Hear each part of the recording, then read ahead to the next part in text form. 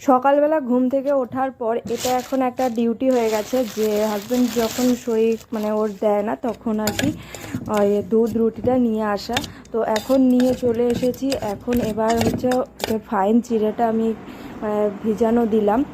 আর আজকে হচ্ছে এই পাউরুটি আর একটু কফি করেছিলাম, ওইটা এখন খেয়ে এখন একটু বাজার বেরোবো, তারপরে এসে আবার রান্নাবাতি করব। এই কদিন যে হারে গরম পড়ছে বলার কথা নয়, মানে হাতে ধরে আনাটা খুবই একটা মুশকিল ব্যাপার হচ্ছে। তো যাই হোক, রাস্তায় দেখো কতটা রোদ উঠেছে, এখন সবে বাজে হচ্ছে 8টা। এই মানে রোদ যা মাথার উপর উঠে গেছে, তো এখন তাড়াহুড়ো করে বাজারটা কটা আনার ছিল ওগুলো নিয়ে চলে এসে এখন একটু পেঁপে কেটে দিচ্ছি। তো ওকে একটু পেঁপে মানে পাকা পেঁপে খাবে, আর আমি এদিকে মানে ঝোল আর ভাত করব। আর আজকে একদম গলা গলা ভাত করব।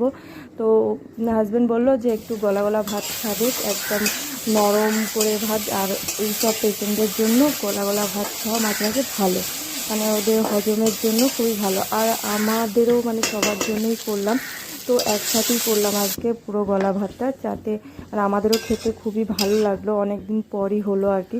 আর এদিকে দেখো ঝোলটা হয়ে গেছে, আর এদিকে হচ্ছে মাছের ডিম বেরিয়েছিল ওটা দিয়ে বড়া ভেজেছি। এটা হাজব্যান্ডকে দেবো না, এটা আমাদের জন্য। একটু পেঁয়াজ আর লঙ্কা দিয়ে বেসন দিয়ে এটা ভাজা করেছি। আর এখানে দেখো ভাতটা এখন হচ্ছে, তো ভাতটা একদম আরও ফুটিয়ে ফুটিয়ে একদম গলা গলা করবো। আর অল্পই ভাত বসিয়েছি আর কি, কেননা গলা করলে একটু বেড়ে যায়।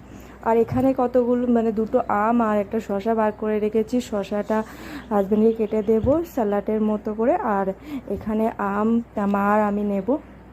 তো দেখো এগুলো হচ্ছে সব গাছে, প্রথমবার আনা হয়েছিল মেঝেতে ঢালা ছিল, সব একসাথে পেকে গেছিলো, কিন্তু এবারে ফ্রিজে রাখা হয়েছে বলে তো দেখছি যে এক এক করে সমস্ত পাকছে, তো আস্তে আস্তে খাওয়া যাচ্ছে আর কি। তো দেখো এখনও সবুজ সবুজ।